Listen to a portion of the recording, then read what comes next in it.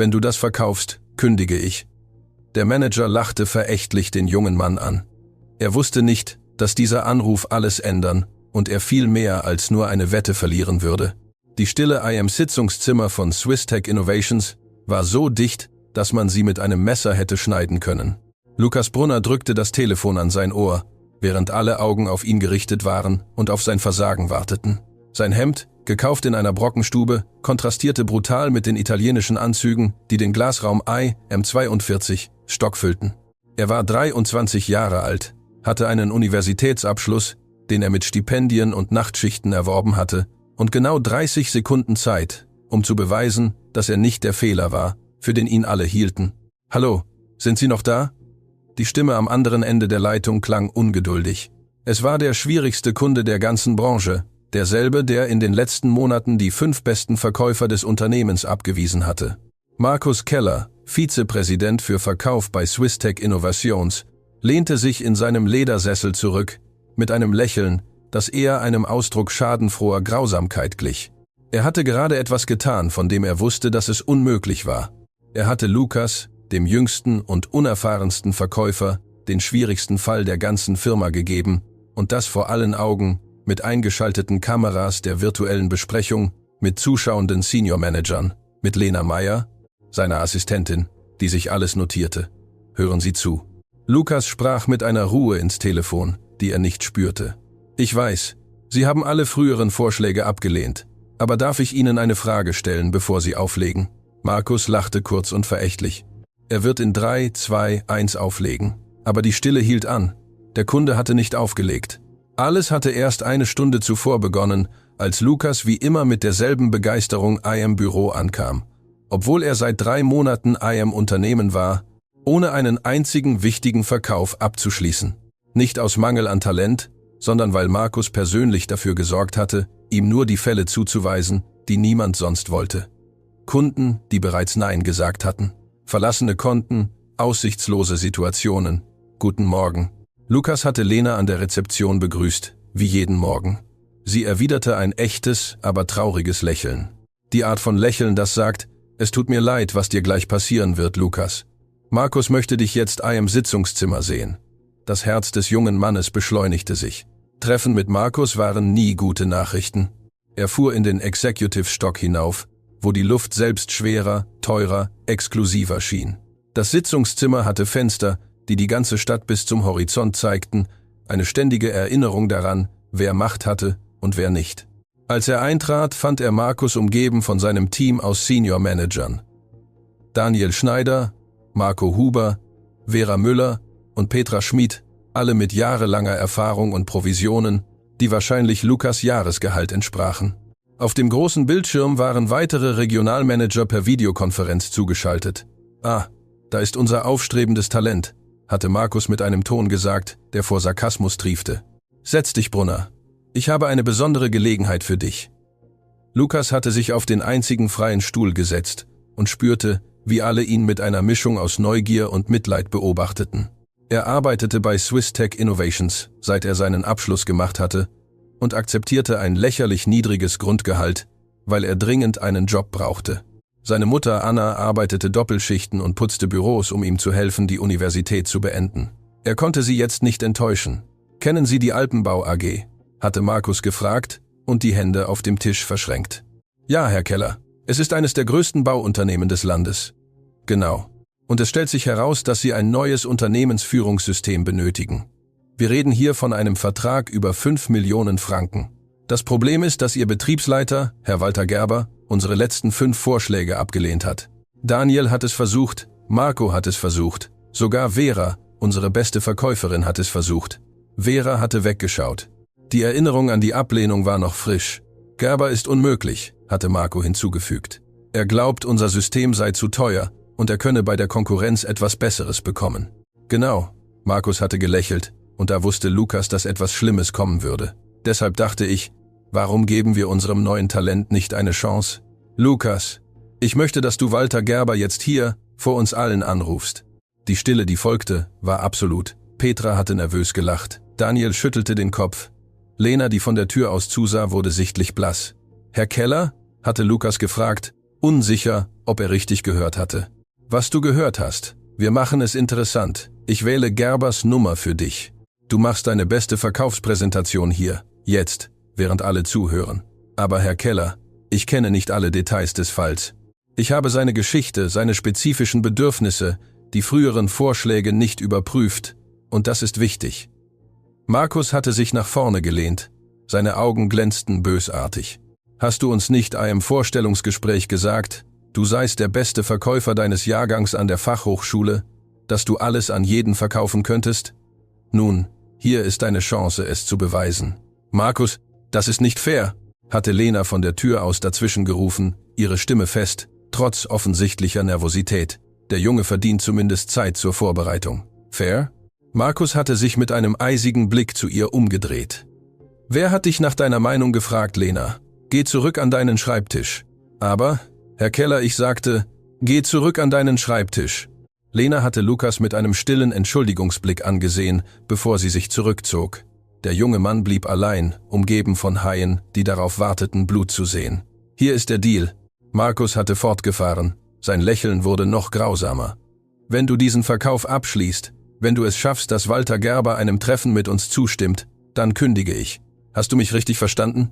Ich kündige meine Position als Vizepräsident. Gemurmel erfüllte den Raum. Die Manager auf dem Bildschirm sahen sich ungläubig an. Markus, du kannst das nicht ernst meinen, hatte Daniel gesagt. Ich meine es völlig ernst, denn ich weiß, dass es unmöglich ist. Dieses Kind wird nicht schaffen, was Verkäufer mit 20 Jahren Erfahrung nicht konnten. Er hatte sich Lukas zugewandt, sein Ausdruck verächtlich und verletzend. Aber wenn du scheiterst, wenn Gerber in den ersten 2 Minuten ablehnt oder auflegt, was er tun wird, dann kündigst du ohne Abfindung, ohne Referenzen, ohne gar nichts. Akzeptierst du den Deal? Lukas spürte, wie seine Welt ins Wanken geriet. Es war eine perfekte Falle. Sagte er nein, würde er feige erscheinen und bestätigen, dass er der Aufgabe nicht gewachsen war. Sagte er ja und scheiterte, würde er den Job verlieren, den er so dringend brauchte. Er dachte an seine Mutter, an die Doppelschichten, an die Opfer. Na, Markus hatte gedrängt. Akzeptierst du oder nicht? Ich akzeptiere, hatte Lukas gesagt, seine Stimme fester, als er sich innerlich fühlte. Perfekt, Lena, hatte Markus zur Tür gerufen. Hol dein Notizbuch. Ich möchte, dass du jedes Wort dieses Anrufs dokumentierst. Das wird unvergesslich. Lena war zurückgekehrt, ihre Hände zitterten leicht, als sie ihr Notizbuch vorbereitete.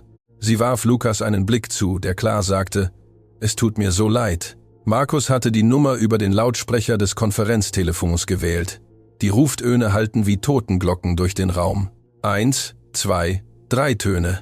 Alpenbau AG, Walter Gerber am Apparat. Die Stimme hatte rau, ungeduldig geklungen, wie jemand, der beschäftigt war und keine Zeit für Verkäufer hatte. Guten Morgen, Herr Gerber. Lukas hatte begonnen, und Markus machte sofort eine spöttische Geste, ihn nachzuahmen. Mein Name ist Lukas Brunner von Swistech Innovations. Schon wieder Sie? Gerbers Ton war eisig gewesen. Ich habe Ihnen bereits 5-mal gesagt, dass ich an Ihrem System nicht interessiert bin. Es ist zu teuer und für unsere Bedürfnisse übermäßig komplex. Er hat mental schon aufgelegt, flüsterte Marco zu Petra, beide mit morbider Faszination beobachtend. Herr Gerber, ich verstehe Ihre Frustration vollkommen. Lukas hatte die Kommentare um sich herum ignoriert. Tatsächlich rufe ich genau deswegen an, um mich dafür zu entschuldigen. Das hatte die Aufmerksamkeit erregt. Markus hörte auf zu lächeln. Gerber schwieg einen Moment. Sich entschuldigen? Hatte er schließlich gefragt. Ja, ich habe die Vorschläge überprüft, die wir Ihnen geschickt haben, und Sie haben vollkommen recht. Sie waren schlecht ausgerichtet. Wir haben versucht, Ihnen unser größtes und teuerstes System zu verkaufen, obwohl das eindeutig nicht das ist, was Ihr Unternehmen braucht. Lukas hatte die veränderten Ausdrücke am Tisch gesehen. Vera lehnte sich interessiert vor. Daniel runzelte die Stirn. Markus schien zum ersten Mal verwirrt. Und was glauben Sie dann? Braucht mein Unternehmen? Gerbers Stimme klang jetzt weniger feindselig, eher neugierig. Das weiß ich nicht, hatte Lukas mit brutaler Ehrlichkeit zugegeben. Ich habe nicht genug mit Ihnen gesprochen, um das zu wissen. Aber ich weiß, dass Ihre Bauprojekte mehrere Subunternehmer verwalten, die gleichzeitig an 6 Standorten arbeiten, und dass die wahre Herausforderung nicht darin besteht, Zahlen zu verfolgen, sondern Menschen zu koordinieren. Liege ich da richtig? Stille. Alle im Raum hielten den Atem an. Reden Sie weiter, hatte Gerber gesagt. Und da stand Lukas nun, von allen beobachtet, seine Zukunft am seidenen Faden hängend, während sein Gehirn schneller arbeitete, als es je zuvor gearbeitet hatte. »Herr Gerber, ich werde heute nicht versuchen, Ihnen etwas zu verkaufen«, hatte er gesagt, und das löste schockierte Blicke am Tisch aus. »Was ich Ihnen vorschlage, ist Folgendes. Lassen Sie mich Sie besuchen. 1 Stunde Ihrer Zeit. Ich werde Ihnen kein System, keine Preise, keine Angebote präsentieren. Ich möchte nur verstehen, wie Ihr Unternehmen arbeitet, was Ihre wahren Kopfschmerzen sind. Und wenn Sie nach dieser Stunde das Gefühl haben, ich hätte Ihre Zeit verschwendet, verspreche ich Ihnen, dass Sie nie wieder einen Anruf von Swisstech Innovations erhalten werden. Sagen Sie, Sie kommen nur hierher, um mir Fragen zu stellen.« Gerber klang skeptisch, aber fasziniert. »Genau, denn ich glaube, der Fehler, den wir gemacht haben, war, Ihnen etwas zu verkaufen, ohne Ihnen zuerst zuzuhören. Und das war respektlos Ihnen und Ihrem Unternehmen gegenüber.« Markus hatte eine Geste gemacht, sich mit der Hand die Kehle durchzuschneiden, als wollte er sagen, »Du hast es vermasselt.« Aber Lukas sah ihn nicht an. Seine ganze Konzentration lag auf der Stimme am anderen Ende der Leitung. »Wissen Sie was?«, hatte Gerber nach dem, was eine Ewigkeit schien, gesagt, »Sie gefallen mir. Sie sind der Erste aus Ihrer Firma, der nicht wie ein Roboter klingt, der ein Verkaufsskript wiederholt. Können Sie morgen um 15 Uhr kommen? Morgen um 15 Uhr? Lukas hatte es wiederholt, fast ungläubig, was er hörte. »Ja, Herr Gerber, absolut. Ich werde da sein. Perfekt. Aber ich warne Sie, ich habe nur 1 Stunde Zeit, und wenn Sie versuchen, mir etwas zu verkaufen, werfe ich Sie aus meinem Büro. Verstanden?« »Perfekt verstanden, Herr Gerber. Vielen Dank für die Gelegenheit. Wir sehen uns dann morgen. Klick.« Der Anruf war beendet. Die Stille im Sitzungszimmer war so tief, dass man das Summen der Klimaanlage hören konnte. Lukas legte das Telefon langsam nieder und verarbeitete, dass er gerade das erreicht hatte, was 5 erfahrene Verkäufer in Monaten nicht geschafft hatten. Markus war blass. Sein Mund öffnete und schloss sich wie ein Fisch an Land, unfähig, Worte zu formen. Die Manager sahen sich mit Ausdrücken absoluten Schocks an. Es war Lena, die Stille brach, indem sie ihren Kugelschreiber auf ihr Notizbuch fallen ließ. »Er hat es geschafft«, flüsterte sie, und dann lauter, mit einem aufkeimenden Lächeln. »Er hat es geschafft! Das zählt nicht!« hatte Markus von seinem Stuhl aufgesprungen, seine Stimme wurde lauter. »Ein Treffen zu bekommen ist kein Verkaufsabschluss. Das ist nicht, Sie sagten.« Lukas unterbrach ihn mit ruhiger, aber fester Stimme, dass sie kündigen würden, wenn ich es schaffe, dass Gerber einem Treffen mit uns zustimmt. Das waren ihre genauen Worte. »Ich habe das nicht gesagt«, schrie Markus und verlor jede Fassung. »Doch, das haben Sie«, mischte sich Daniel überraschend ein. Der Senior Manager zeigte auf die Kamera in der Ecke des Raumes. »Und es ist aufgenommen. Das wurde an alle Regionalbüros übertragen. Es gibt Zeugen.« Vera nickte. »Sie sagten genau, wenn du es schaffst, dass Gerber einem Treffen mit uns zustimmt, dann kündige ich. Wir alle haben es gehört.« Petra holte ihr Telefon heraus. »Tatsächlich kursieren bereits Nachrichten, IM Unternehmen. Das ging intern viral, in Echtzeit.« Markus blickte sich IM Raum um wie ein gehetztes Tier. Sein Gesicht wechselte von Blässe zu glühendem Zorn. »Das ist eine Falle. Ihr seid alle gegen mich.« »Nein«, Lukas stand auf. Und zum ersten Mal, seit er diesen Raum betreten hatte, fühlte er sich vollkommen sicher. »Es ist keine Falle. Es ist einfach so, dass Sie die falsche Person unterschätzt haben.« Markus' Augen bohrten sich in Lukas mit reinem Hass. »Wer glaubst du, bist du? Glaubst du, nur weil du ein Treffen bekommen hast, bist du jemand Wichtiges? Du bist niemand. Ein Junge mit einem billigen Anzug, der wahrscheinlich nicht einmal weiß, wie man diesen Verkauf abschließt.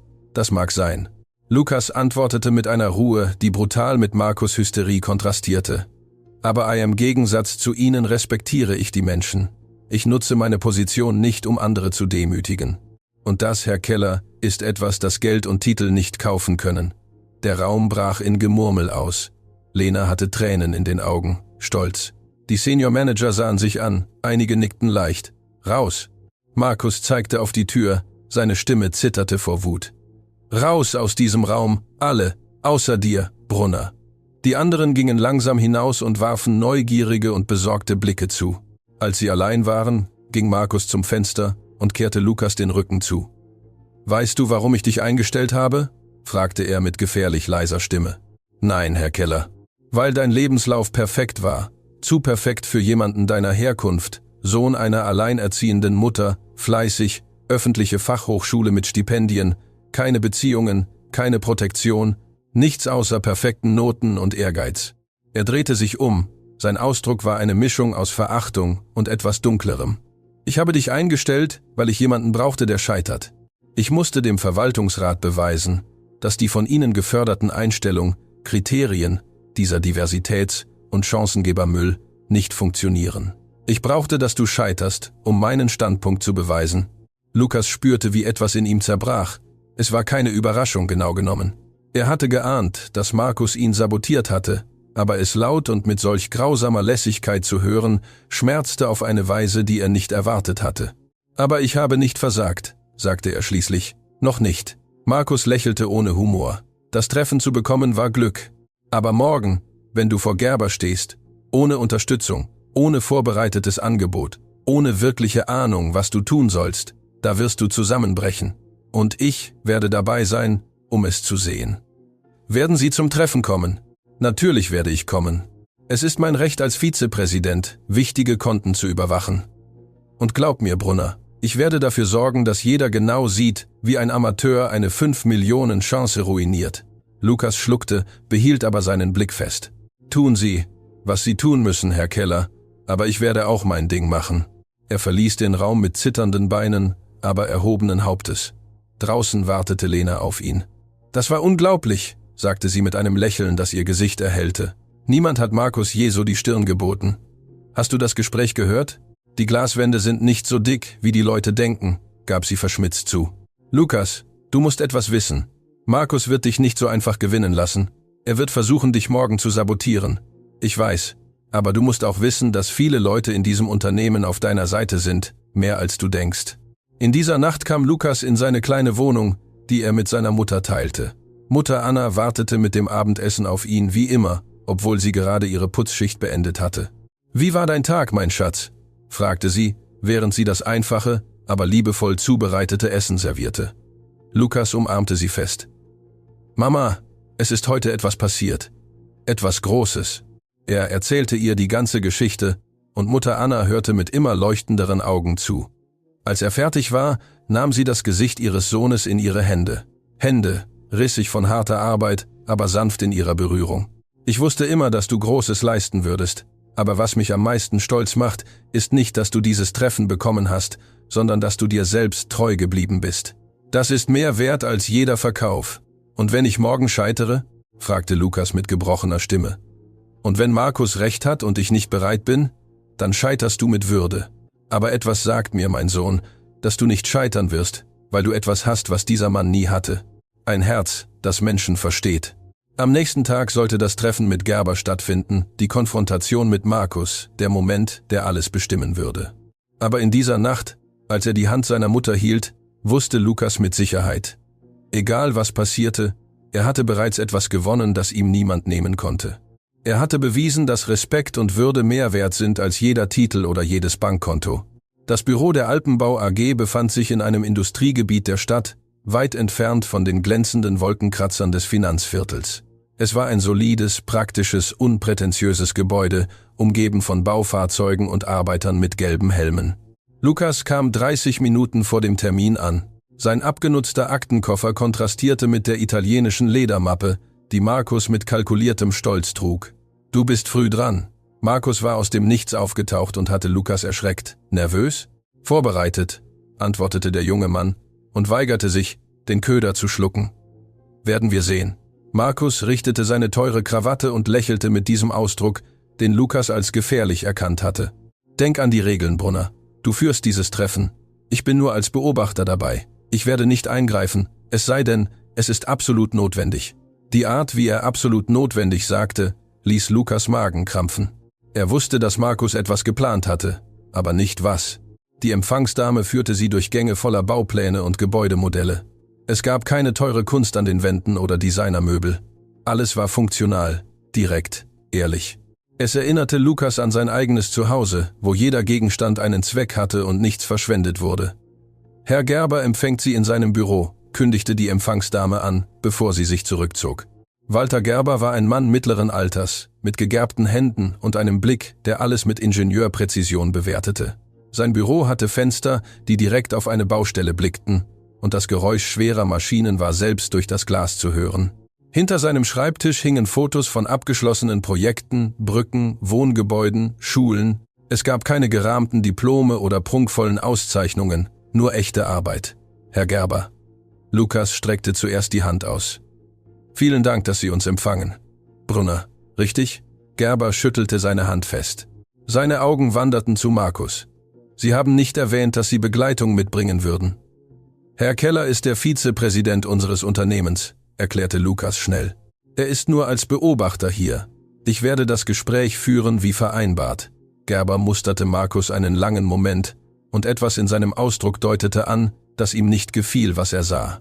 In Ordnung, setzen Sie sich. Denken Sie daran, Sie haben 1 Stunde Zeit. Und ich habe gesagt, ich möchte nicht, dass Sie mir etwas verkaufen. Wir werden Ihnen nichts verkaufen. Lukas holte ein einfaches Notizbuch hervor. Keine teure Tablette oder digitale Präsentationen, nur Papier und Stift. Ich möchte nur Ihren Betrieb verstehen. Dann legen Sie los. Lukas atmete tief ein. Dies war seine Chance. Herr Gerber, Sie haben in unserem Gespräch erwähnt, dass die wahre Herausforderung nicht in Zahlen, sondern in der Koordinierung von Menschen liegt. Können Sie mir das näher erläutern? Gerber lehnte sich in seinem Stuhl zurück, überrascht von der direkten Frage. Die meisten Unternehmensführungssysteme sind darauf ausgelegt, Budgets, Bestände, Zeiten zu verfolgen. Das kann ich mit einer einfachen Tabelle machen. Mein wahres Problem ist anders. Was ist es? Schauen Sie sich die Baustelle da draußen an. Gerber zeigte aus dem Fenster. Im Moment arbeiten 150 Leute an diesem Projekt. Maurer, Elektriker, Klempner, Schweißer, Ingenieure. Jeder meldet sich bei einem anderen Vorarbeiter. Jeder Vorarbeiter meldet sich bei einem Supervisor. Die Supervisoren melden sich bei mir. Wissen Sie, wie viel Zeit ich jeden Tag nur damit verbringe, herauszufinden, wer was tut? Wie viel? 4 Stunden. 4 Stunden. Anrufe beantworten, widersprüchliche Berichte prüfen, Konflikte lösen, weil jemand nicht wusste, dass ein anderes Team bereits im selben Bereich arbeitete. Gerber lehnte sich vor, und zum ersten Mal sah Lukas echte Frustration in seinem Gesicht. Und das mal 6 gleichzeitige Baustellen. Das System, das ich brauche, ist keines, das mir sagt, wie viel Zement ich gekauft habe, sondern eines, das mir in Echtzeit ermöglicht zu wissen, was auf jeder Baustelle passiert, ohne 20 Anrufe tätigen zu müssen. Lukas schrieb wütend mit und nahm jedes Wort auf. Und die Ihnen angebotenen Systeme tun das nicht? Die mir angebotenen Systeme? Gerber warf Markus einen Blick zu.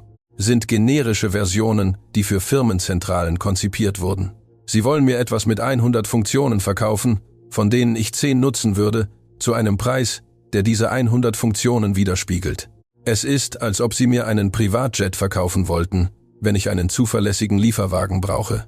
Markus rührte sich auf seinem Stuhl, sichtlich unbehaglich mit der Richtung des Gesprächs, griff aber nicht ein. Ich verstehe immer noch nicht. Lukas fuhr fort. Was ist mit Ihrem aktuellen Team? Wie kommunizieren Sie jetzt? Es ist ein Chaos. Einige nutzen WhatsApp, andere bevorzugen Anrufe, die Jüngeren schicken Textnachrichten. Die älteren Supervisoren wie ich nutzen immer noch Funk. Es gibt kein zentrales System, wo ich alle Informationen an einem Ort sehen kann. Und wenn auf einer Baustelle etwas schief geht, dann beginnt das Spiel der stillen Post. Der Maurer erzählt es dem Vorarbeiter. Der Vorarbeiter versucht, den Supervisor anzurufen, aber der ist auf einer anderen Baustelle. Der Supervisor ruft schließlich mich an. Aber bis dahin ist bereits ein halber Vormittag vergangen und das Problem ist größer geworden. Gerber schlug frustriert auf seinen Schreibtisch. Jeder Tag, an dem ein Projekt sich verzögert, kostet mich Geld. Aber noch wichtiger, es kostet mich Reputation. Und in dieser Branche ist deine Reputation alles. Lukas machte sich so schnell Notizen, dass ihm die Hand zu schmerzen begann. Alles, was Gerber sagte, ergab perfekten Sinn. Er war kein unmöglicher Kunde, er war ein Kunde, dem man schlecht zugehört hatte. Wie viel sind Sie bereit, in das richtige System zu investieren? Fragte Lukas. Markus spannte sich sichtlich an. Dies war die gefährliche Frage, die alles ruinieren konnte. Das ist die falsche Frage, antwortete Gerber mit einem leichten Lächeln. Die richtige Frage ist, wie viel bin ich bereit zu zahlen für etwas, das mein Problem wirklich löst? Und die Antwort ist, was immer nötig ist. Aber bisher hat mir niemand etwas angeboten, das es wirklich löst. Lukas spürte das Adrenalin durch seine Adern rauschen. Herr Gerber, ich muss ehrlich zu Ihnen sein. Ich schätze Ehrlichkeit immer. Swisstech Innovations hat das System, das Sie brauchen, nicht das Ihnen zuvor verkauft wurde. Das war völlig falsch. Aber wir haben spezifische Module für das Baumanagement, mit Echtzeitkoordination für mehrere Projekte. Markus sah ihn warnend an. Sie betraten Verkaufsgebiet, genau das, was Gerber verboten hatte. Aber Lukas fuhr fort. Allerdings ist der Grund, warum es Ihnen nicht früher angeboten wurde, dass dieses Modul Teil eines kleineren, billigeren Pakets ist, das weniger Provision für die Verkäufer generiert. Die Stille, die folgte, war so tief, dass man Lukas Herzschlag hören konnte. Markus war blass. Gerber beobachtete ihn mit zusammengekniffenen Augen. »Sagen Sie mir«, Gerber sprach langsam, »dass Ihr Unternehmen genau das hat, was ich brauche. Aber Sie haben versucht, mir etwas anderes zu verkaufen, weil es teurer war?« »Ja, Herr Gerber. Und Sie geben das zu, obwohl Sie wissen, dass es jede Möglichkeit, mit uns Geschäfte zu machen, ruinieren könnte?« »Ja, Herr Gerber, denn wenn wir nicht von Anfang an ehrlich sind, hat es keinen Sinn, weiterzumachen.« Gerber sah Lukas an, was eine Ewigkeit schien. Dann drehte er sich zu Markus um, der in seinem Stuhl zu verschwinden schien. »Ist das wahr, Keller?« Markus räusperte sich und suchte nach Worten. »Herr Gerber, unsere früheren Verkäufer haben die Empfehlungen abgegeben, die sie für ihre Bedürfnisse am umfassendsten hielten. Verkaufen Sie mir das nicht«, Gerber unterbrach ihn mit eiserner Stimme. »Ihr Junge hier war in 5 Minuten ehrlicher, als Ihr Unternehmen in 6 Monaten war. Stimmt es oder nicht, dass Sie ein billigeres System haben, das besser zu meinen Bedürfnissen passt? Technisch ja, aber kein Aber. Ja oder nein?« »Ja«, gab Markus schließlich zu. Und Lukas konnte fast sehen, wie er innerlich zerbrach. Gerber stand von seinem Stuhl auf, ging zum Fenster und beobachtete die Baustelle unten. Die 3 Männer warteten in angespannter Stille. Schließlich drehte er sich um. »Brunner, ich möchte dieses System sehen, das ich wirklich brauche, nicht das, das mehr Provision generiert. Können Sie eine Demo vorbereiten?« »Ja, Herr Gerber. Ich kann sie für nächste Woche vorbereiten. Ich will sie morgen sehen. Morgen.« Lukas blinzelte überrascht. »Morgen. Wenn dieses System so gut ist, wie Sie sagen, brauche ich nicht zu warten. Und ehrlich gesagt, nach 6 Monaten Zeitverschwendung möchte ich das jetzt klären.« Gerber sah Markus an. »Aber ich möchte, dass Brunner die Präsentation macht. Nur er. Verstanden? Herr Gerber, mit allem Respekt, Lukas ist neu am Unternehmen. Eine technische Demonstration erfordert Erfahrung.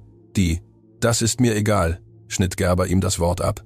»Dieser Junge hat mir in 20 Minuten mehr zugehört als Ihre erfahrenen Verkäufer in einem halben Jahr. Er macht die Präsentation oder es gibt keinen Deal.« Markus schluckte, sein Gesicht wechselte durch verschiedene Rottöne. »Natürlich, Herr Gerber, wie Sie wünschen.« Als sie das Gebäude verließen, wartete Markus, bis sie allein auf dem Parkplatz waren, bevor er explodierte. »Was hast du dir dabei gedacht?«, zischte er. Seine Stimme zitterte vor verhaltener Wut. »Zuzugeben, dass wir ihm das falsche Produkt verkauft haben? Hast du eine Ahnung, welchen Schaden du unserem Ruf zugefügt hast?« »Ich habe die Wahrheit gesagt«, antwortete Lukas ruhig. »Etwas, das Sie von Anfang an hätten sagen sollen.« »Die Wahrheit?« Markus lachte bitter. »Das schließt keine Verkäufe ab, Brunner. Weißt du, wie viel das Unternehmen mit dem Premium-Paket im Vergleich zum Basispaket verdient? Hast du eine Ahnung, welche Provisionen du gerade geopfert hast? Mir sind die Provisionen egal, wenn es bedeutet, den Kunden zu betrügen.« »Dann wirst du in diesem Geschäft nicht lange überleben«, schrie Markus und verlor jede Fassung. »Morgen wirst du diese Präsentation halten. Und ich warne dich.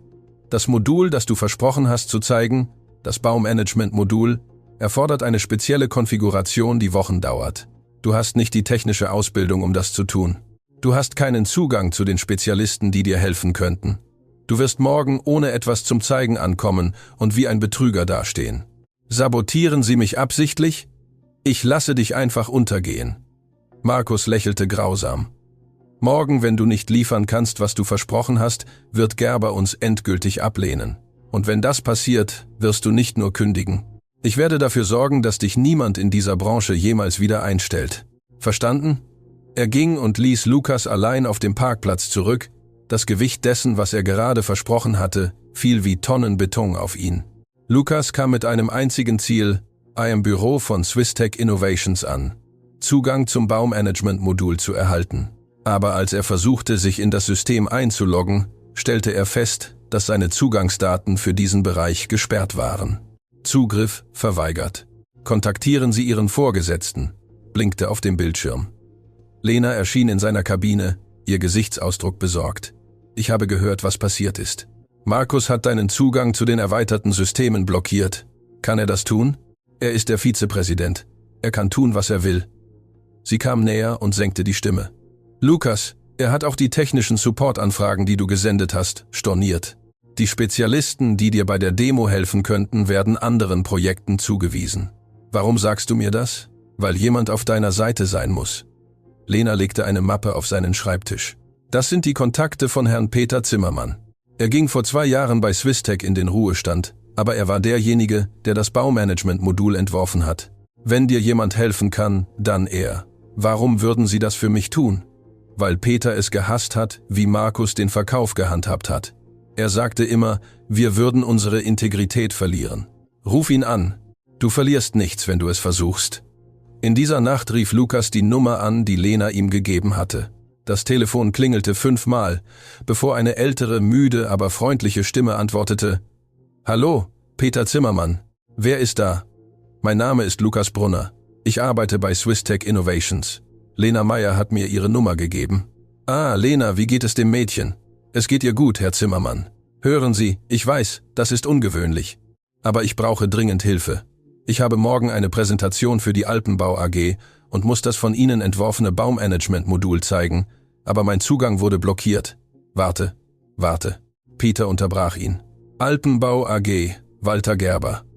Ja, Herr Brunner. Dieser Mann hat unsere Vorschläge seit Monaten abgelehnt. Wie haben Sie es geschafft, dass er einer Präsentation zugestimmt hat? Lukas erzählte ihm die ganze Geschichte. Markus' Falle, der unmögliche Anruf, das heutige Treffen, das ehrliche Eingeständnis der falschen Systeme.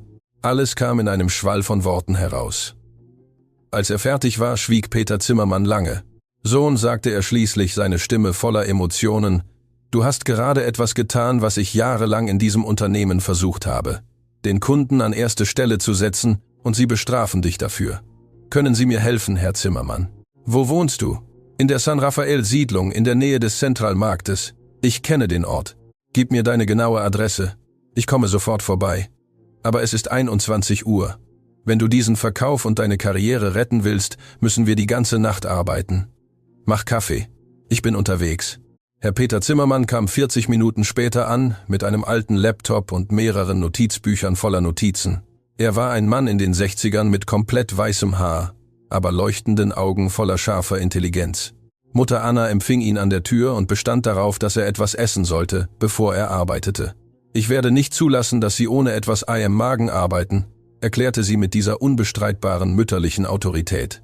Während sie das einfache, aber köstliche Gulasch aßen, das Mutter Anna zubereitet hatte, musterte Peter Lukas. »Warum hast du das getan?« fragte er plötzlich. »Was tun?« »Deinen Job riskieren, indem du Gerber die Wahrheit sagst. Du hättest mitspielen können, versuchen können, das teure Paket zu verkaufen, deine Provision kassieren können.« Lukas sah seine Mutter an, die in der kleinen Küche abwusch. »Meine Mutter hat jahrelang Doppelschichten gearbeitet, damit ich studieren konnte. Sie hat mir gelehrt, dass Würde mehr wert ist als Geld. Wenn ich meine Karriere damit beginne, Menschen zu betrügen, wozu dient dann all ihr Opfer?« Peter Zimmermann nickte langsam, ein trauriges Lächeln auf seinem Gesicht. »Ich hatte einen Sohn, ungefähr in deinem Alter. Er starb vor 5 Jahren bei einem Unfall. Er war Ingenieur wie ich und sagte immer dasselbe, was du gerade gesagt hast, dass Integrität nicht verhandelbar ist.« Er wischte sich schnell die Augen. »Deshalb werde ich dir helfen, nicht nur für dich, sondern für all die jungen Leute wie dich, die versuchen, die Dinge in einer Welt richtig zu machen, die sie dafür bestraft.« Sie arbeiteten bis 4 Uhr morgens. Peter Zimmermann lehrte ihn jede Funktion des Moduls, jede Eigenschaft, jede spezifische Anwendung für den Bau. Aber mehr noch, er lehrte ihn, die Philosophie hinter dem Design zu verstehen. »Dieses System wurde nicht gebaut, um Geld zu verdienen«, erklärte er, während er die Schnittstellen zeigte. »Es wurde gebaut, um echte Probleme echter Menschen zu lösen. Das war meine Vision.« Aber als Markus die Kontrolle über die Verkaufsabteilung übernahm, begann er, alles zu jedem Preis zu verkaufen, ohne Rücksicht darauf, ob es dem Kunden wirklich half. Deshalb hat er gekündigt. Ich bin technisch in Rente gegangen, aber ja. Ich bin gegangen, weil ich nicht länger zusehen konnte, wie sie etwas korrumpierten, das ich mit so viel Sorgfalt aufgebaut hatte. Peter Zimmermann legte eine Hand auf Lukas Schulter. »Morgen, wenn du diese Präsentation hältst, repräsentierst du nicht nur dich selbst. Du repräsentierst die Idee, dass es immer noch möglich ist, Geschäfte ehrlich zu machen.« Als Peter Zimmermann ging, brach bereits der Morgen an. Lukas hatte überhaupt nicht geschlafen, aber er fühlte sich besser vorbereitet als je zuvor. Mutter Anna bereitete ihm das Frühstück zu, ihre Augen rot vor Müdigkeit, denn auch sie hatte nicht geschlafen und war wach geblieben, um sicherzustellen, dass sie die ganze Nacht heißen Kaffee hatten. »Du wirst heute Großes leisten«, sagte sie, während sie ihm die Krawatte richtete. »Aber denk daran, mein Sohn, egal ob du gewinnst oder verlierst, ich bin bereits stolz auf dich.« Lukas umarmte seine Mutter und erlaubte sich für einen Moment die Angst zu spüren, die er unterdrückt hatte. »Und wenn es nicht reicht? Und wenn Markus recht hat und mich noch einmal sabotiert, dann stehst du auf und machst weiter. Aber etwas sagt mir, dass heute der Tag ist, an dem sich alles ändert.« Lukas kam eine Stunde vor dem Termin bei der Alpenbau AG an. Markus war bereits da, überrascht, ihn zu sehen. »Hast du Zugang zum System bekommen?« fragte er mit einem Lächeln, das seine Augen nicht erreichte. »Ich habe etwas Besseres bekommen«, antwortete Lukas. »Ich habe verstanden, was wir wirklich präsentieren werden.« Markus' Lächeln zögerte eine Sekunde lang. Etwas an Lukas' Selbstvertrauen machte ihn nervös, aber er sagte nichts, denn in wenigen Minuten würden sie in diesen Sitzungsraum gehen und einer von ihnen würde als Sieger hervorgehen, der andere würde zerstört werden. Das Sitzungszimmer der Alpenbau AG war nicht wie die luxuriösen Firmenräume von Swisstech Innovations. Die Stühle waren funktional, keine ergonomischen Designerstücke. Der Tisch hatte Gebrauchsspuren, Kaffeeflecken, die niemand wegpoliert hatte. An den Wänden hingen Projektpläne, keine teuren, abstrakten Kunstwerke. Es war ein echter Arbeitsbereich für Menschen, die mit ihren Händen greifbare Dinge bauten. Lukas verband seinen Laptop mit dem Projektor, während seine Finger leicht zitterten. Er hatte nicht geschlafen, aber das Adrenalin hielt jeden Nerv seines Körpers in höchster Alarmbereitschaft. Hinter ihm saß Markus in einer Ecke, die Arme verschränkt, das grausame Lächeln tanzte auf seinen Lippen, auf das Scheitern wartend, es IM vorausgenießend. Walter Gerber trat in Begleitung von 3 weiteren Personen ein. Seine Chefingenieurin, eine Frau mittleren Alters mit einem Bauhelm noch in der Hand, sein Betriebsleiter, ein kräftiger Mann mit schaufelgroßen Händen und sein Buchhalter, ein älterer Herr mit dicken Brillen und einem skeptischen Ausdruck. Brunner, Gerber, begrüßte ihn mit einem festen Händedruck. »Ich stelle Ihnen mein Team vor. Sie sind diejenigen, die jedes System, das wir kaufen, tatsächlich nutzen werden. Wenn Sie also nicht überzeugen, überzeugen Sie mich nicht.« »Perfekt verstanden, Herr Gerber.« Lukas sah jeden Anwesenden an, prägte sich ihre Gesichter, ihre Haltungen, die Art, wie sie ihn bewerteten, ein. »Darf ich Ihnen etwas fragen, bevor wir beginnen?« Die Chefingenieurin sprach zuerst, ihre Stimme direkt und ohne Umschweife. »Wird das wieder eine PowerPoint-Präsentation voller Fachwörter, die in der realen Welt nichts bedeuten?« »Nein, Frau Ingenieurin, tatsächlich habe ich keine PowerPoint vorbereitet.« Das erregte ihre Aufmerksamkeit. Markus richtete sich auf seinem Stuhl auf, verwirrt. Er hatte angenommen, Lukas würde mit einer generischen, aus dem Internet heruntergeladenen Präsentation kommen, etwas, das seine Unerfahrenheit sofort offenbaren würde. »Was werden Sie uns dann zeigen?« fragte der Betriebsleiter skeptisch. Lukas atmete tief ein. Dies war der Moment. Alles, wofür er gearbeitet hatte, die ganze schlaflose Nacht mit Peter Zimmermann, all die Demütigungen durch Markus, liefen in diesem Augenblick zusammen. »Ich werde Ihnen genau zeigen, wie ein normaler Arbeitstag in Ihrem Unternehmen aussehen würde, wenn Sie das richtige System hätten. Keine Theorie, keine Versprechen, Realität.« Er drückte eine Taste und der Bildschirm erwachte zum Leben. Aber es war keine Firmenfolie, es war eine Live-Simulation des Baumanagement-Moduls, speziell konfiguriert, um die Abläufe der Alpenbau AG zu replizieren. »Dies ist die Baustelle an der Industriestraße«, Lukas zeigte auf den Bildschirm, wo eine digitale Karte erschien. »Ihr größtes Projekt derzeit.« »Richtig«, Gerber lehnte sich vor, die Augen zusammengekniffen. »Ja, woher wussten Sie das?« »Ich habe recherchiert.« »Nun, Herr Gerber, Sie erwähnten gestern, dass Sie täglich 4 Stunden nur mit der Koordination von Teams verlieren. Erlauben Sie mir zu zeigen, wie Ihr Morgen mit diesem System aussehen würde.« Seine Finger flogen über die Tastatur. Der Bildschirm zeigte eine einfache, aber intuitive Oberfläche, unterteilt in Abschnitte, die verschiedene Bereiche der Baustelle darstellten. Es ist 7 Uhr morgens. Das Fundamentteam ist gerade auf der Baustelle angekommen. Anstatt dass der Vorarbeiter Sie anruft, gibt er einfach IM-System ein. Team anwesend, Arbeit beginnt. Sie sehen das? Der Bildschirm zeigte eine grüne Benachrichtigung, IM-Fundamentbereich. Keine Anrufe, keine Unterbrechungen, nur Informationen in Echtzeit. Die Chefingenieurin kam näher an den Bildschirm. »Und wenn es ein Problem gibt?« Ausgezeichnete Frage. Lukas simulierte ein Szenario. Das Elektrikerteam stellt fest, dass die benötigte Verkabelung nicht angekommen ist. Sie schauen sich die Situation an. Anstatt 10 verschiedene Leute anzurufen, öffnen Sie das System auf jedem einfachen Mobiltelefon. Sie brauchen keine teure Ausrüstung und geben ein: Material fehlt. Kabelquerschnitt 12. Arbeit eingestellt. Auf dem Bildschirm erschien eine rote Warnung: I am Electric-Bereich. Sofort, fuhr Lukas fort, passieren 3 Dinge. Erstens, erhalten Sie die Benachrichtigung auf Ihrem Telefon. Zweitens, erhält der Materialverwalter die Warnung automatisch. Drittens, sucht das System, ob dieses Material auf einer Ihrer anderen 5 Baustellen verfügbar ist. Er drückte eine weitere Taste und der Bildschirm zeigte den Echtzeitbestand aller Baustellen der Alpenbau AG. Es stellt sich heraus, dass Kabelquerschnitt 12 auf der Baustelle I am Tal vorhanden ist. Das System schlägt vor, es zu übertragen. Sie genehmigen mit einem Tippen. Der Materialverwalter erhält den Auftrag. Ein LKW transportiert es. All das dauerte 2 Minuten, nicht 2 Stunden. Die Stille im Raum war absolut. Sogar Markus hatte aufgehört zu lächeln. Der Betriebsleiter sprach, seine Stimme voller verhaltener Emotionen. Sagen Sie, ich kann alle meine Baustellen gleichzeitig sehen, ohne einen einzigen Anruf zu tätigen? Genau. Und das ist das Beste. Lukas wechselte den Bildschirm zu einer Panoramaansicht. Jede Farbe repräsentiert den Status jedes Teams. Grün, normaler Arbeitsablauf. Gelb, wartet auf etwas, aber nicht kritisch. Rot, Problem, das sofortige Aufmerksamkeit erfordert. Ein Blick, und Sie wissen genau, wohin Sie Ihre Energie lenken müssen. Mein Gott, flüsterte die Ingenieurin und berührte den Bildschirm, als könnte sie nicht glauben, was sie sah. Das ist genau das, was wir brauchen. Gerber stand auf und ging zum Bildschirm, studierte jedes Detail. Wie lange dauert die Implementierung? Das ist die falsche Frage, antwortete Lukas mit einem kleinen Lächeln. Die richtige Frage ist, wie lange sind Sie bereit, mit dem aktuellen System weiterhin Zeit zu verlieren? Da griff Markus ein, konnte sich nicht länger zurückhalten. Walter, ich muss etwas klarstellen.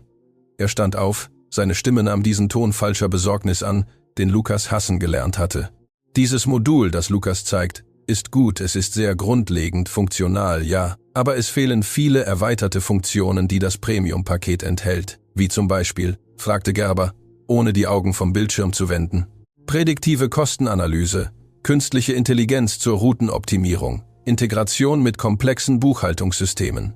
Markus zählte beeindruckend klingende Funktionen auf, die wichtig klangen.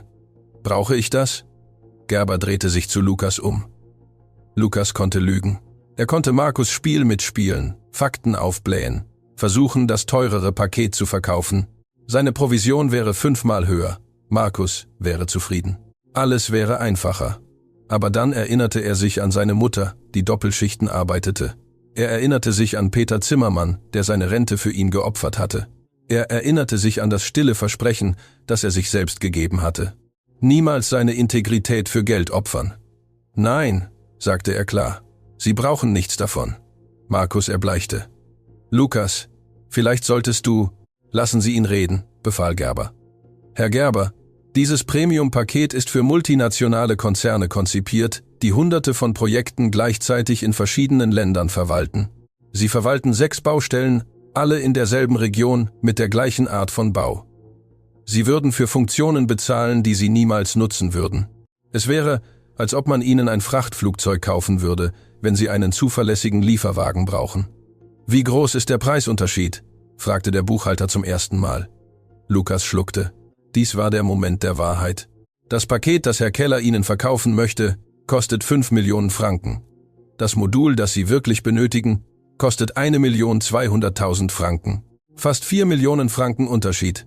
Die Chefingenieurin drehte sich mit einem Blick, der Stahl schmelzen konnte, zu Markus um. Sie wollten uns 4 Millionen Franken mehr für Dinge berechnen, die wir nicht brauchen? Markus versuchte sich zu erholen. Es ist nicht so einfach. Der Mehrwert des Premium-Pakets. Sie haben meine Frage beantwortet. Gerber unterbrach ihn kühl. Keller, verlassen Sie mein Büro. Entschuldigung, Sie verlassen es jetzt. Dieses Treffen ist mit Brunner, nicht mit Ihnen. Walter, seien wir professionell. Professionell wäre es gewesen, von Anfang an ehrlich zu mir zu sein.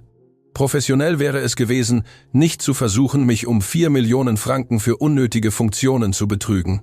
Raus. Jetzt. Markus' Gesicht nahm mehrere Rot- und Violetttöne an. Er sah Lukas mit einem Hass an, der so rein war, dass er fast greifbar war, aber er hatte keine Wahl. Er nahm seine italienische Ledermappe und verließ den Raum. Die Tür schloss sich hinter ihm mit einem Knall, der wie ein Urteil hallte. Als er gegangen war, verflog die ganze Spannung. I am Raum.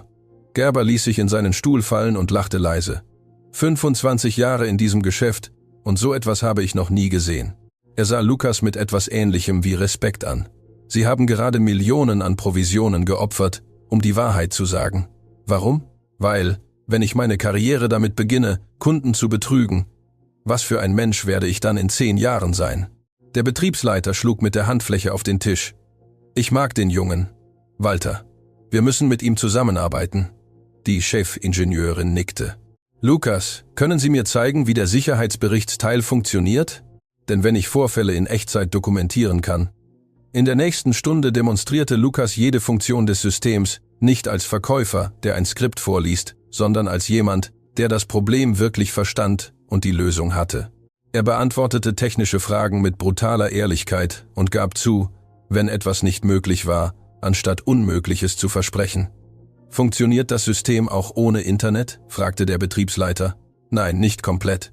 Es benötigt eine Verbindung, um Daten in Echtzeit zu synchronisieren, hat aber einen Offline-Modus, in dem Teams Informationen aufzeichnen können, die hochgeladen werden, wenn sie wieder Empfang haben. Es ist nicht ideal, aber es funktioniert. Ich schätze, dass Sie mir nicht sagen, es sei perfekt, wenn es das nicht ist, antwortete der Mann mit einem Lächeln. Als sie fertig waren, stand Gerber auf und streckte die Hand aus. Lukas Brunner, die Alpenbau AG möchte dieses System kaufen. 1.200.000 Franken. Aber ich habe eine Bedingung. Welche, Herr Gerber? Dass Sie unser direkter Ansprechpartner sind. Ich möchte nicht mit Keller oder einem anderen Verkäufer Ihres Unternehmens verhandeln. Nur mit Ihnen, akzeptieren Sie? Lukas spürte, wie der Boden unter seinen Füßen verschwand. Er hatte gerade seinen ersten großen Verkauf abgeschlossen. Nicht nur das, er hatte den Verkauf abgeschlossen, den 5 erfahrene Verkäufer nicht geschafft hatten, und er hatte es ehrlich getan. Ich akzeptiere, Herr Gerber. Es wird mir eine Ehre sein. Sie schüttelten Hände, und in diesem Moment wusste Lukas, dass sich etwas Grundlegendes in seinem Leben geändert hatte. Als er das Gebäude verließ, fand er Markus neben seinem Luxusauto auf ihn wartend. Sein Gesicht war eine Maske kaum verhüllter Wut. »Weißt du, was du gerade getan hast?« zischte er leise und gefährlich. »Einen Verkauf von 1.200.000 Franken abgeschlossen. Du hast einen Verkauf von 5 Millionen Franken ruiniert. Das ist es, was du getan hast. Hast du eine Ahnung, wie viel mich das kosten wird?« »Es ist mir egal«, antwortete Lukas mit einer Ruhe, die ihn selbst überraschte. »Ich habe das Richtige getan.« »Das Richtige«, Markus lachte bitter. »Hör mir gut zu, Junge. Ich werde dafür sorgen, dass dies dein letzter Verkauf bei Swisstech Innovations ist. Ich werde eine formelle Beschwerde beim Verwaltungsrat einreichen. Du hast unter Ziel verkauft. Du hast das Premium-Paket abgelehnt. Du hast mich vor dem Kunden gedemütigt. Wenn ich mit dir fertig bin, wirst du nicht nur gefeuert, du wirst zerstört sein. Tun Sie, was Sie tun müssen.« Lukas drehte sich um zu gehen. »Ich bin noch nicht fertig mit dir, aber ich bin fertig mit Ihnen.« Lukas ging zur Bushaltestelle. Sein Herz schlug so schnell, dass er es in den Ohren spüren konnte. Er hatte eine Schlacht gewonnen, aber er wusste, dass der Krieg gerade erst begann. Markus würde nicht so leicht aufgeben. Männer wie er taten das nie. Sein Telefon vibrierte. Es war eine Nachricht von Lena. »Alle reden darüber, was du getan hast. Markus hat eine Dringlichkeitssitzung mit der Personalabteilung einberufen. Sei vorsichtig. Eine weitere Nachricht. Diesmal von einer unbekannten Nummer. Ich bin Peter. Wie ist es gelaufen? Ruf mich an, wenn du kannst.« Lukas wählte die Nummer, während er auf den Bus wartete. Peter antwortete beim ersten Klingeln. »Und? Hast du den Verkauf abgeschlossen?« 1.200.000 Franken. Ich wusste, dass du es schaffen würdest. Ich wusste es. Die Freude in der Stimme des alten Mannes war ansteckend. »Lukas, verstehst du, was das bedeutet? Du hast nicht nur einen schwierigen Verkauf abgeschlossen, du hast bewiesen, dass es möglich ist, ehrlich zu verkaufen.« Peter, Markus ist wütend. Er sagte, er wird dafür sorgen, dass ich gefeuert werde. Lass ihn es versuchen. Was du heute getan hast, wird sich herumsprechen. Gerber ist nicht irgendein Kunde, er ist einer der angesehensten Bauunternehmer der Branche. Wenn er gut über dich spricht, wird dein Ruf schneller wachsen, als Markus ihn zerstören kann. Glauben Sie das wirklich? Ich weiß es. Vertrau mir. Als Lukas nach Hause kam, war es bereits spät. Mutter Anna wartete wie immer mit dem Abendessen auf ihn. Aber diesmal stand etwas Besonderes auf dem Tisch. Ein kleiner Kuchen, den sie in der Quartierbäckerei gekauft hatte. »Was ist das, Mama?« »Eine Feier. Lena hat mich angerufen. Sie hat mir erzählt, was du getan hast.« »Lena hat dich angerufen?« »Sie hat mir ihre Nummer schon vor einiger Zeit gegeben, falls ich mal etwas brauche. Sie ist ein guter Mensch.« Mutter Anna umarmte ihren Sohn fest. »Ich bin so stolz auf dich. Nicht wegen des Verkaufs, sondern wegen der Art, wie du ihn abgeschlossen hast.« Lukas ließ sich umarmen und erlaubte sich endlich, die Erschöpfung der letzten 48 Stunden ohne Schlaf zu spüren. In den Armen seiner Mutter wurde der Junge in seinen 20ern für einen Moment wieder zum Kind, suchte Trost und fand ihn. »Mama, was ist, wenn Markus es schafft, mich entlassen zu lassen? Dann wirst du einen anderen Job finden, aber etwas sagt mir, dass das nicht passieren wird.« Mutter Anna schob ihn sanft weg und sah ihm in die Augen. »Sohn, manchmal ist es das Schwierigste auf der Welt, das Richtige zu tun, aber es lohnt sich immer, immer. Schau dich an. Jetzt hast du ein reines Gewissen.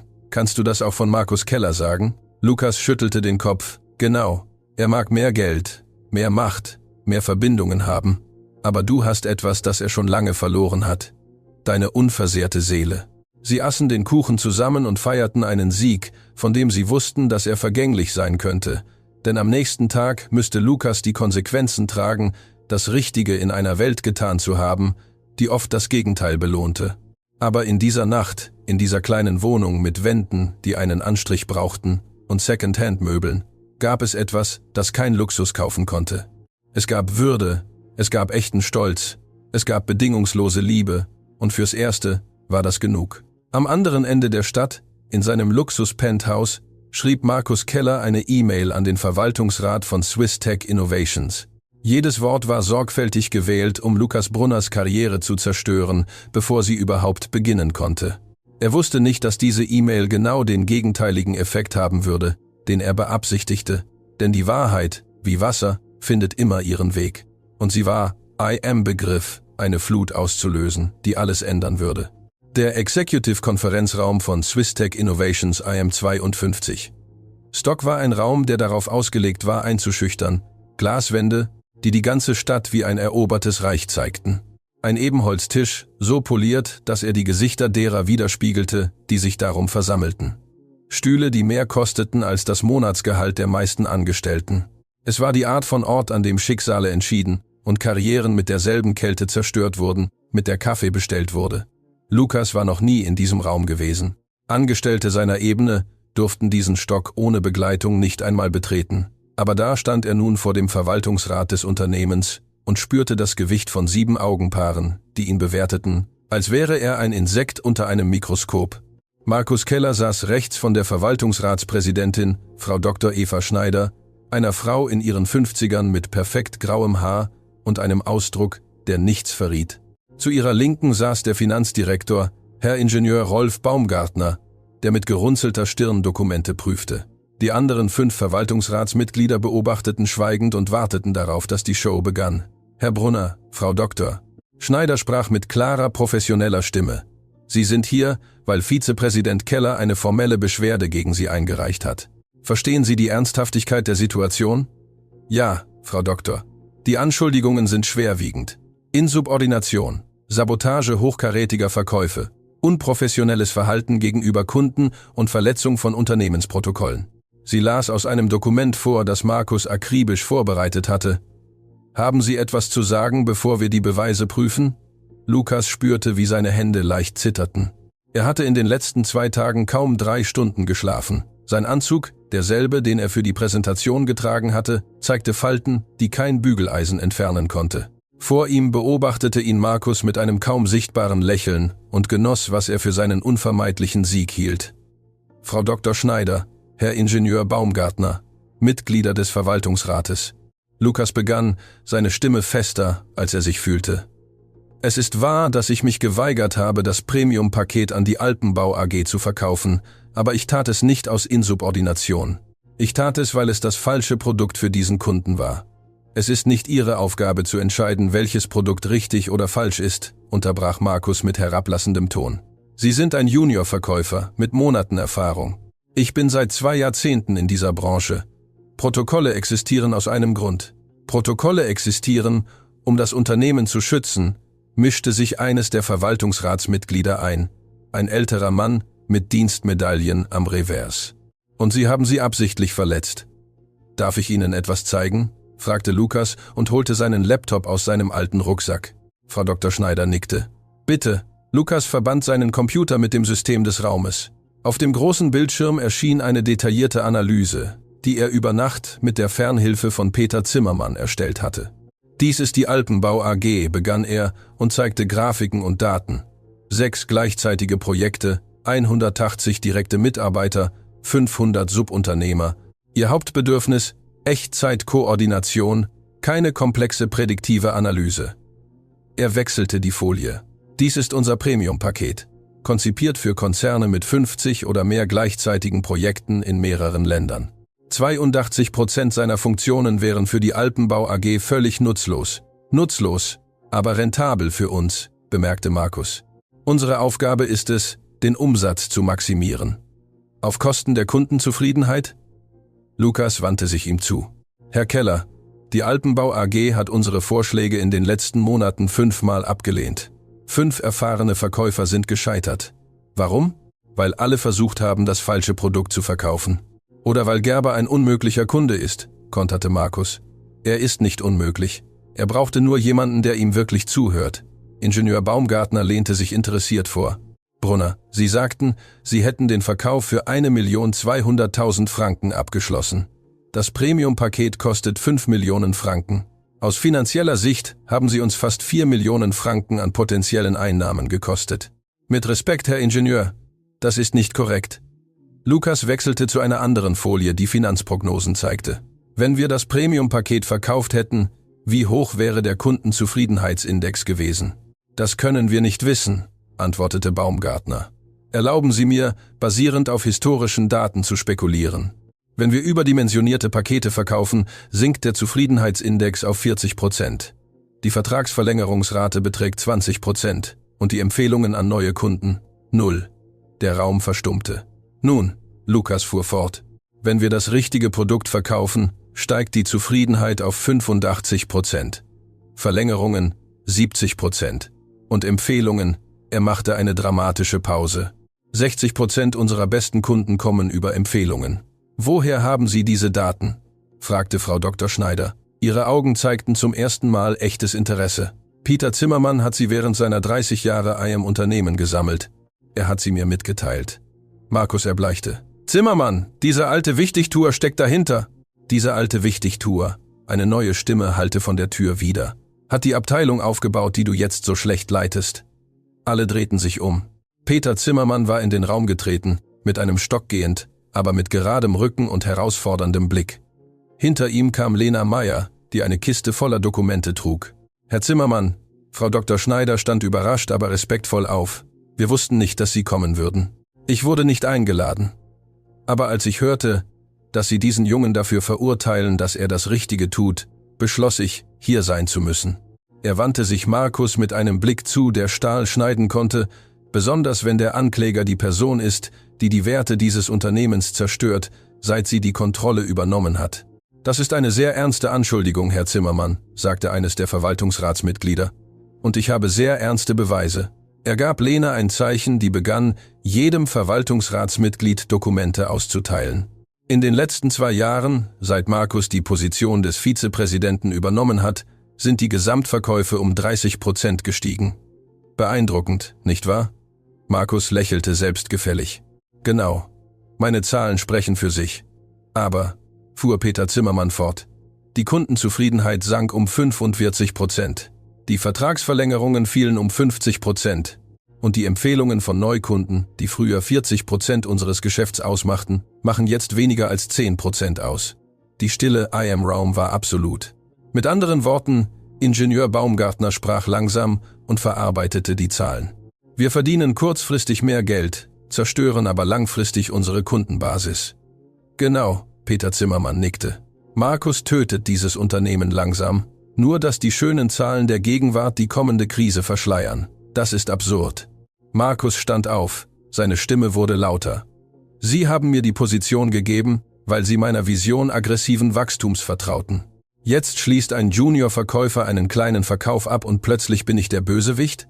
Du bist nicht der Bösewicht, weil du große Verkäufe abschließt, Lukas sprach, seine Stimme ruhig, aber fest.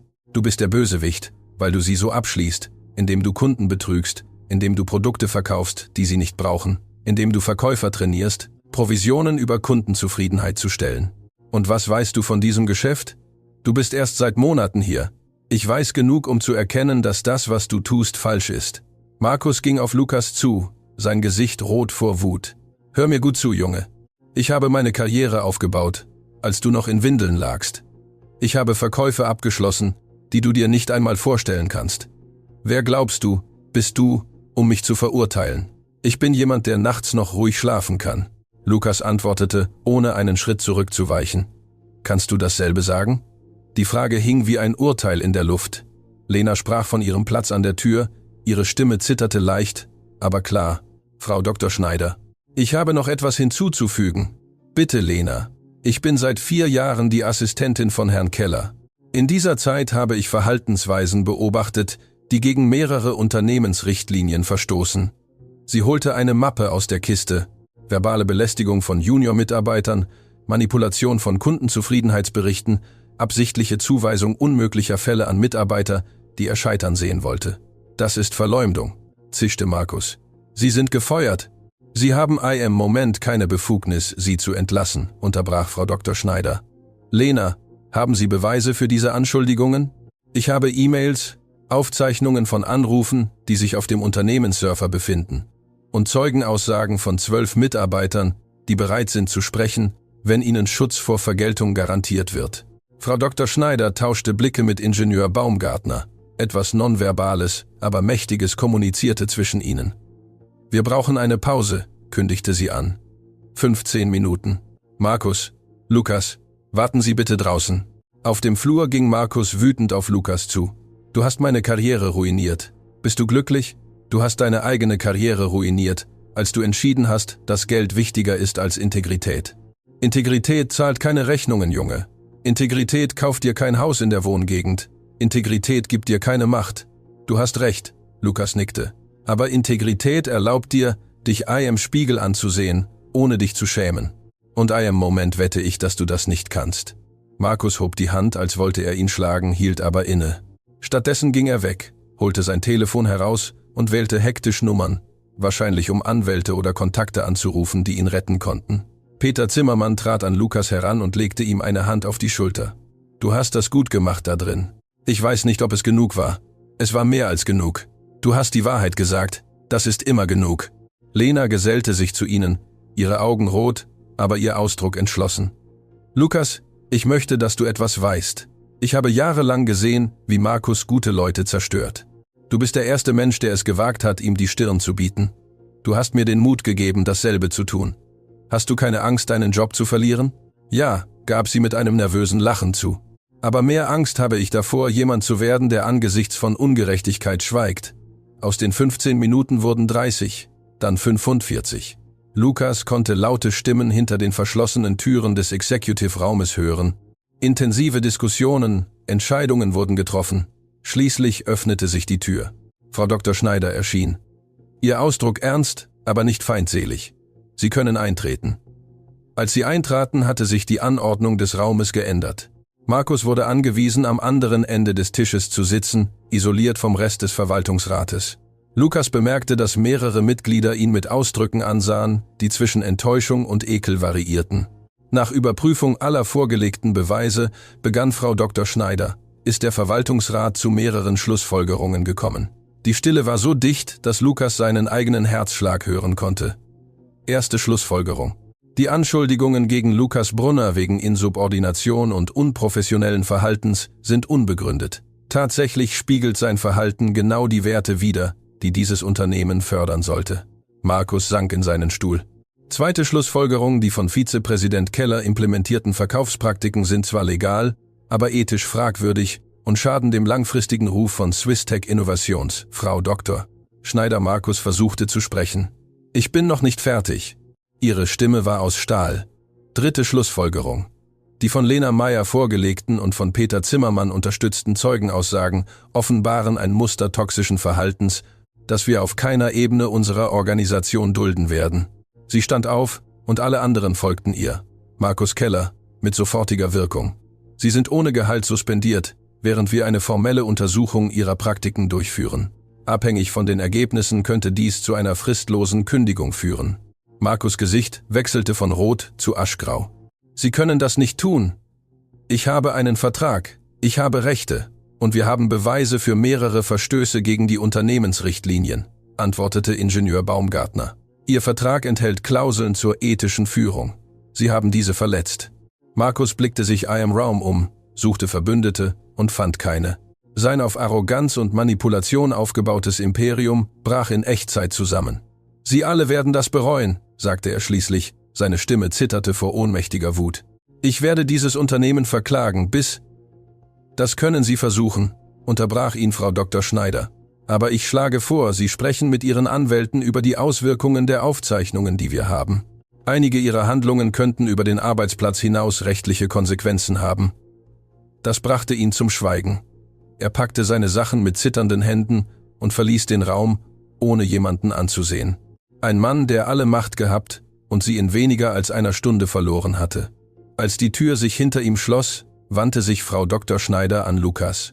Herr Brunner, der Verwaltungsrat möchte Ihnen eine formelle Entschuldigung anbieten. Sie wurden unter falschen Vorwänden eingestellt und systematisch sabotiert. Das ist inakzeptabel. Danke, Frau Doktor. Aber es gibt noch etwas. Sie tauschte Blicke mit Ingenieur Baumgartner. Wir müssen unsere Verkaufsabteilung von Grund auf neu aufbauen.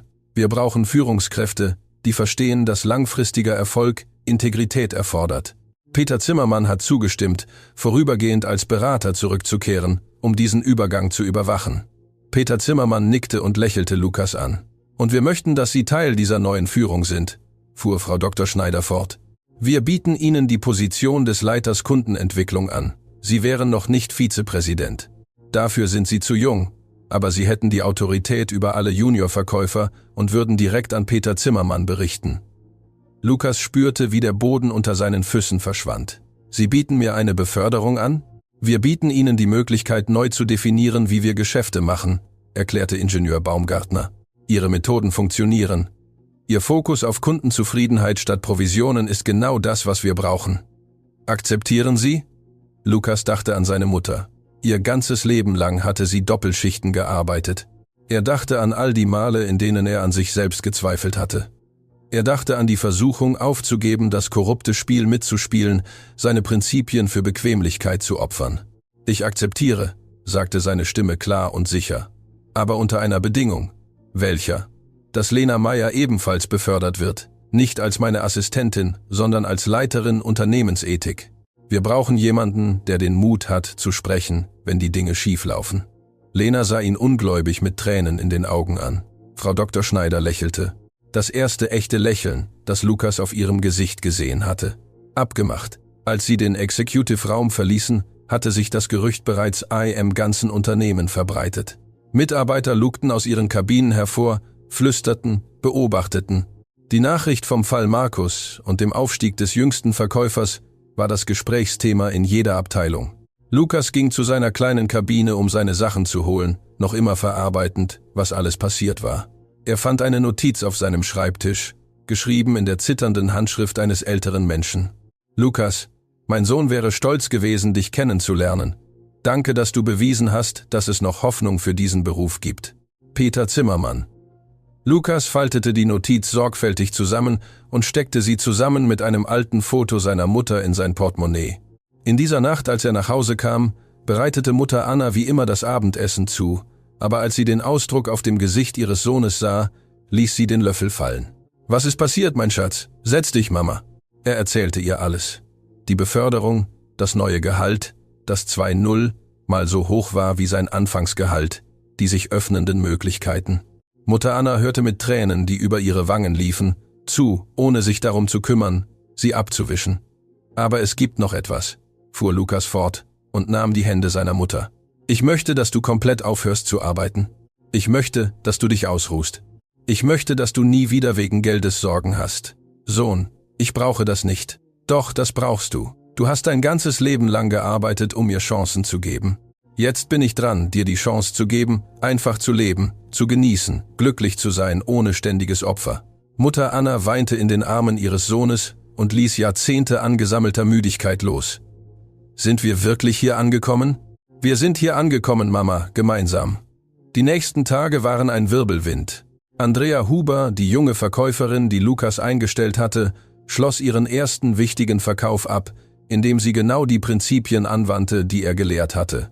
Als sie in sein Büro kam, um es ihm zu erzählen, strahlte sie mit der Art von Freude, die nur kommt, wenn man weiß, dass man etwas richtig gemacht hat. Der Kunde hat sich bei mir für meine Ehrlichkeit bedankt, sagte sie, immer noch verarbeitend. Er hat sich bei mir bedankt, dass ich nicht versucht habe, ihm Dinge zu verkaufen, die er nicht brauchte. Können Sie sich das vorstellen? Ich kann es mir perfekt vorstellen, Lukas lächelte. So soll das Geschäft funktionieren. Als ich in diese Branche kam, sagten mir alle, ich müsse mich entscheiden, ob ich ein guter Mensch oder ein guter Verkäufer sein wollte. Sie haben bewiesen, dass das eine Lüge ist. Diese Worte blieben Lukas. Er hatte nicht nur ein Unternehmen verändert, er veränderte die Denkweise einer ganzen Generation von Fachleuten. Die Verleihung des Preises für den ethischen Unternehmer des Jahres fand in einem eleganten Saal statt, gefüllt mit Führungskräften aus der gesamten Branche. Lukas hatte darauf bestanden, dass seine Mutter ihn begleitete und ihr ein wunderschönes Kleid gekauft, das sie zunächst als zu teuer und elegant für jemanden wie mich abgelehnt hatte. Mama, hatte er ihr bestimmt gesagt, es gibt niemanden in diesem Saal, der eleganter ist als du, denn wahre Eleganz kommt davon, wie du dein Leben lebst, nicht von der Kleidung, die du trägst. Als sein Name als Gewinner verkündet wurde, war der Applaus echt und lang anhaltend. Aber was Lukas fast zum Weinen brachte, war seine Mutter stehend zu sehen, mit Tränen des Stolzes im Gesicht, respektiert und gefeiert in einer Welt, die sie ihr ganzes Leben lang unsichtbar gemacht hatte. Seine Dankesrede war kurz, aber kraftvoll. Dieser Preis gehört nicht mir. Er gehört jedem, der sich entschieden hat, das Richtige zu tun, als es einfacher gewesen wäre, es profitabel zu tun. Er gehört meiner Mutter, die mir gelehrt hat, dass Würde nicht verhandelbar ist. Er gehört Peter Zimmermann, der an mich glaubte, als niemand sonst es tat. Er gehört Lena Meyer, die den Mut hatte zu sprechen, als andere schwiegen. Er machte eine Pause und blickte direkt in das Publikum voller Wirtschaftsführer. Jahrelang operierte diese Branche unter der Lüge, dass Ethik und Erfolg sich gegenseitig ausschließen, dass man, um Geld zu verdienen, Kompromisse bei Werten eingehen musste.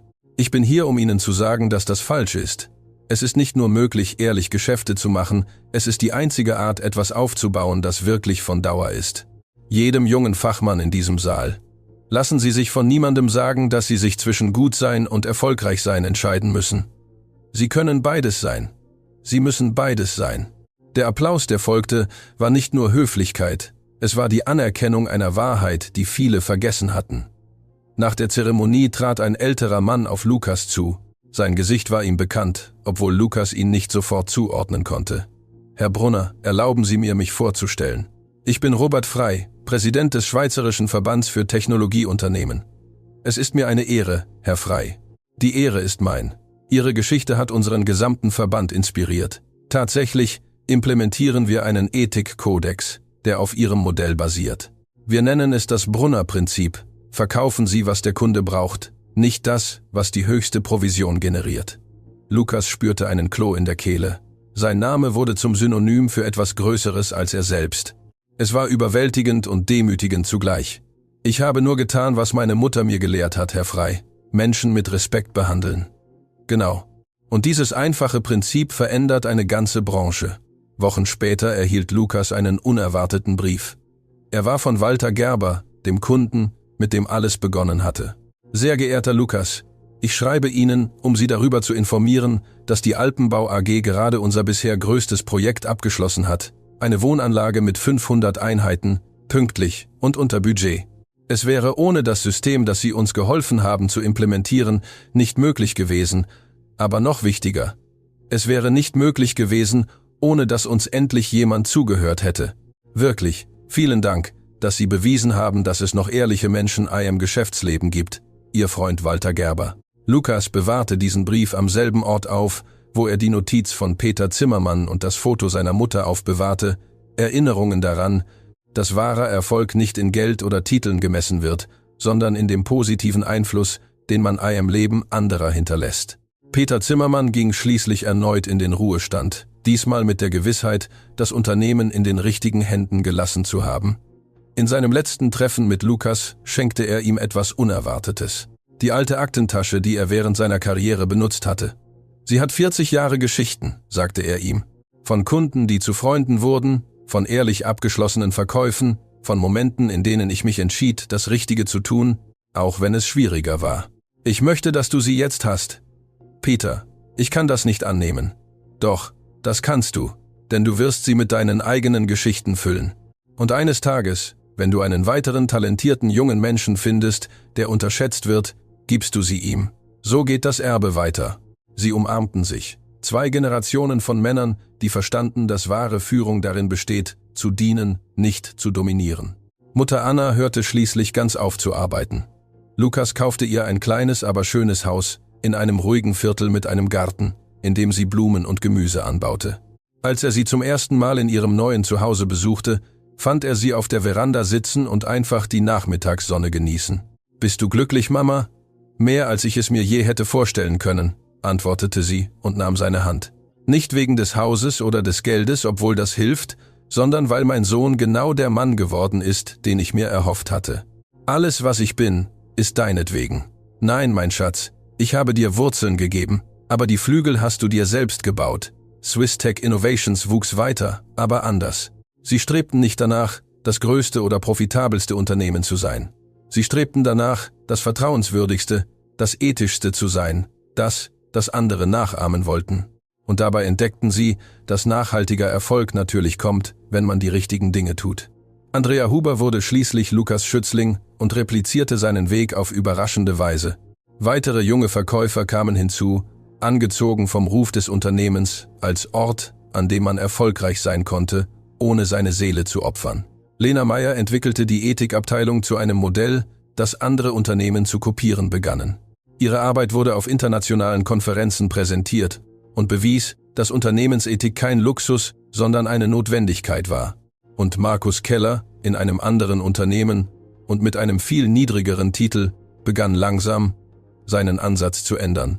Nicht über Nacht, aber mit kleinen und stetigen Schritten in Richtung der Art von Führungskraft, die er hätte sein können, wenn er sich von Anfang an anders entschieden hätte.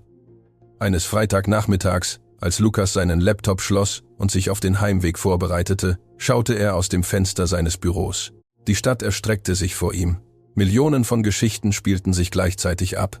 Er dachte an den jungen Mann, der in einem Sitzungszimmer stand, öffentlich gedemütigt wurde und alles auf einen einzigen unmöglichen Anruf setzte.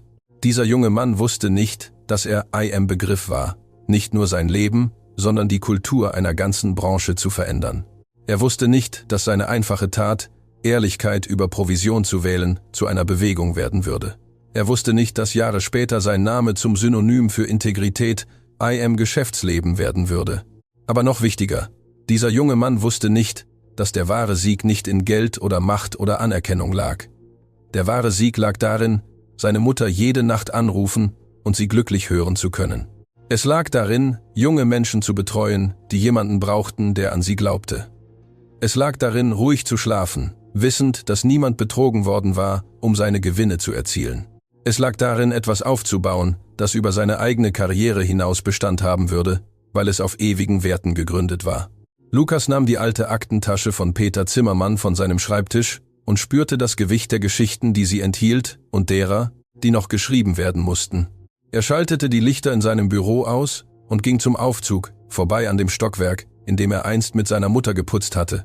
In diesem Stockwerk hing jetzt eine kleine Plakette, die wenige bemerkten, gewidmet allen Arbeitern, die dieses Unternehmen am Laufen halten. Ihre Würde ist unser Fundament. Es war Lukas' Idee gewesen, eine ständige Erinnerung daran, dass es egal ist, wie hoch man steigt, man sollte nie die Hände vergessen, die einem geholfen haben, aufzustehen. In der Lobby begrüßte ihn der Sicherheitsbeamte mit seinem Namen. Das Reinigungspersonal, das Nachtschicht hatte, erwiderte den Gruß mit echter Herzlichkeit, denn Lukas hielt immer an, um sie zu fragen, wie es ihnen ging, ihre Namen zu erfahren, sie als die wertvollen Menschen zu behandeln, die sie waren. Draußen glänzte die Stadt mit den Lichtern von Tausenden von Büros, in denen andere Fachleute Entscheidungen trafen. Einige ehrlich, andere nicht. Einige dachten langfristig, andere nur an das nächste Quartal. Aber irgendwo in dieser Stadt traf ein junger Verkäufer die Entscheidung, einem Kunden die Wahrheit zu sagen, auch wenn es bedeutete, eine Provision zu verlieren. Eine junge Managerin entschied sich, jemanden aufgrund seiner Verdienste und nicht aufgrund von Bevorzugung zu befördern. Ein Unternehmensführer implementierte ethische Richtlinien, weil er vom Brunner-Prinzip gehört hatte. Die Veränderung war langsam, nicht dramatisch, nicht sofort, aber sie war real und dauerhaft. Und alles hatte mit einem unterschätzten jungen Mann begonnen, der in einem Sitzungszimmer stand und darauf wettete, dass Ehrlichkeit immer noch zählte. Er hatte diese Wette gewonnen, und indem er sie gewann, hatte er etwas bewiesen, woran die Welt dringend erinnert werden musste. Dass Würde nicht verhandelbar ist, dass Respekt nicht gekauft werden kann, dass wahrer Erfolg auf Wahrheit, nicht auf Täuschung, aufgebaut ist und dass eine einzige mutige Tat absolut alles verändern kann.